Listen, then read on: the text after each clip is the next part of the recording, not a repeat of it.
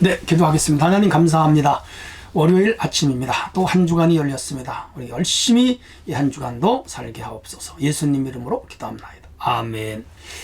네, 하나님 말씀 읽겠습니다. 누가복음 10장 25절에서 42절 내용이 조금 됩니다.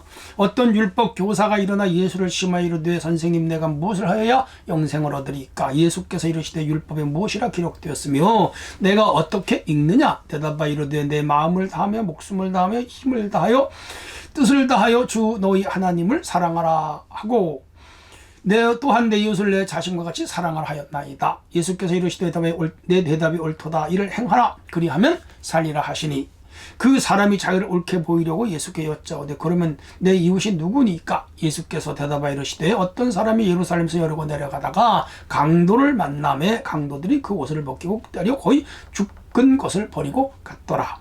마침 한 제사장이 그 길로 내려가다가 그를 보고 피하여 지나가고 또 이와 같이 레위인도 그곳에 이르러 그를 보고 피하여 지나가되 어떤 사마리아 사람은 여행 중에 거기 이르러 그를 보고 불쌍히 여기어 가까이 가서 기름과 포도주를 상치에 붓고 싸매고 자기 짐승에 태워 주막으로 데리고 가서 돌보아 주니라. 그들이 이튿날 그가 주인에게 데나리온 둘을 주며 이르되 이 사람을 돌보아 주라. 비용이 더 들면 내가 돌아올 때 갚으리라 하였으니 내 생각에는 세 사람 중에 누가 강도한 난 자 이웃이 되겠느냐?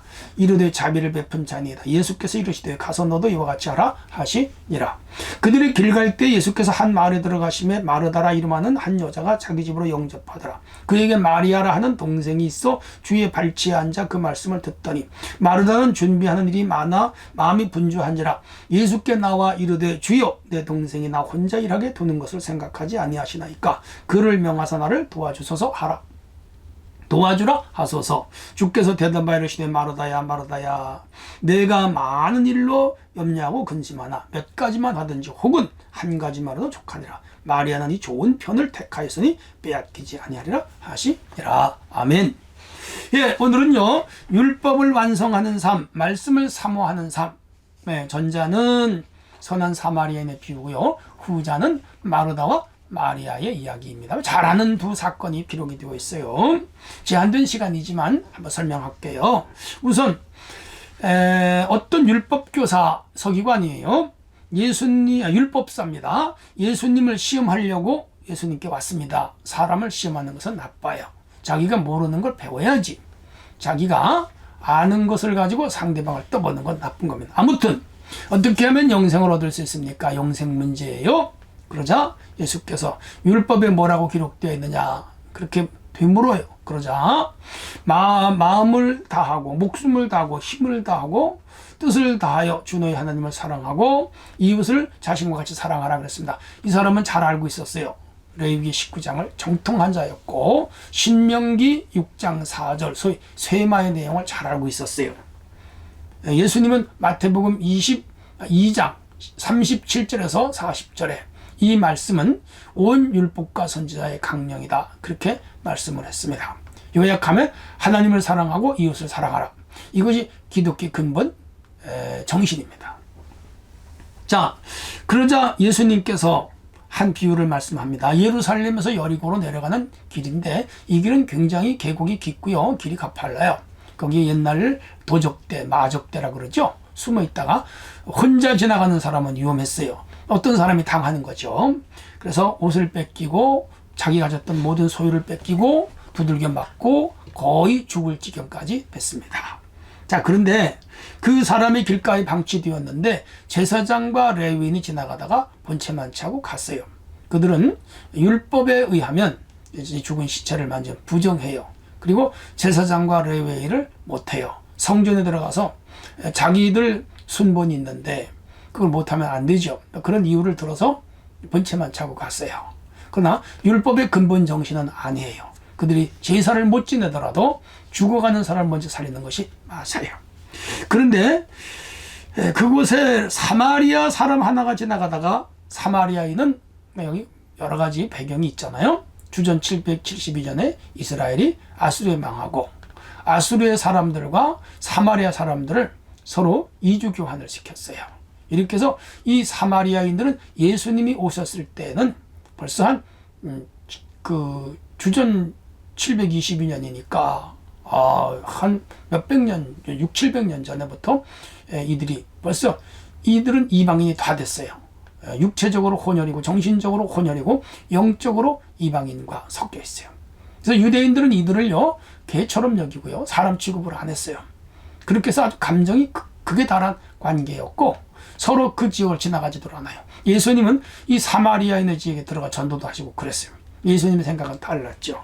그렇게 여기는 사람이 지나가다가 이 불쌍한 광도 만난 자를 찾아가서 자기 기름과 포도주, 약이죠, 자기의 그 소지품으로 붕대로 싸매주고 자기가 탄 나귀에 태워주고 주막, 오늘로 말하면 병원으로 데려가고 치료를 다 해주고 치료비 2데나리온 되고 돈이 더 들면 돌아올 때 갚겠다. 아주 선을 베풀었잖아요. 이때 예수께서 그 서기관을 향하여 누가 율법사를 향하여 누가 강도 만난 자 이웃이냐, 두말할 거 삼척동자도 하는 얘기죠. 그 제사장이나 레위인이 아니고 사마리아인이다 그렇게 말했죠. 그래서 예수님이 너도 가서 이와 같이 하라. 이게 오늘 우리 주신 율리오 사명이죠. 이 사마리아인의 사랑은 대가 없는 사랑이죠. 인도주의적 사랑이죠. 영적인 사랑이죠. 하나님 아가페적 사랑이죠. 비이념적 사랑이죠. 비종교적, 종교를 떠나서 어떤 같은 종교인이기 때문에 도와주는 거. 우리는 이슬람 종교도 불교 종교도 힌두교 라마 종교도 어떤 종교인도 어려움에 처하면 도와줘. 그게 그리스도의 사랑이죠. 그래서 다시 말하면 한 인간을 한 인간으로 사랑하는 것, 이게 기독교의 근본 정신입니다. 한편 이 율법사의 허점이 있는데 인간의 노력으로 구원을 얻으려는 그런 속셈으로 예수님을 떠받고 또 그런 생각으로 영생을 얻는 방법을 예수님께 접근했죠. 잘못된 생각이에요. 그는 위선적 의에 만족했죠. 그렇습니다. 그들은 의를 행하는 자였는데 사실은요 위선자들이었습니다.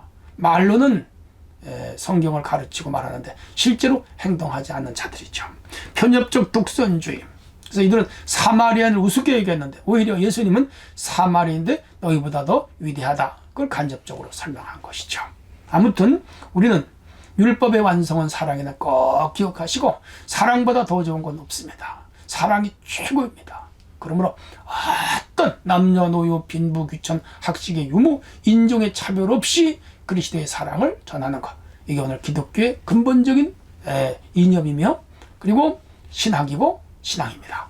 사랑하는 성도가 되어야 됩니다. 한편 오늘 마르다 나사로의 누이들이에요. 죽은 나사로 예수님이 살려줬잖아요. 근데 이 지역 여기가 베단이죠. 가셨을 때에 이 마르다가 자기 집으로 예수님을 영접을 했습니다. 동생은 마리아예요. 그리고는 13명이잖아요. 뭐 그에 더 많은 사람이 있을 수도 있어요. 마르다가 열심히 음식 준비를 하는데 사실 13명을 혼자 대접하기는 벅차지요. 그런데 여동생 마리아가 언니를 도와야 당연하잖아요. 그런데 언니를 돕지 않고 예수님 앞에 앉아서 예수님 말씀만 턱을 고이고 들어요. 또 적으면서 듣고 그랬겠죠. 그랬더니 마르다가 화가 났어요. 예수님께 쪼르르 달려오더니 예수님 그러십니까?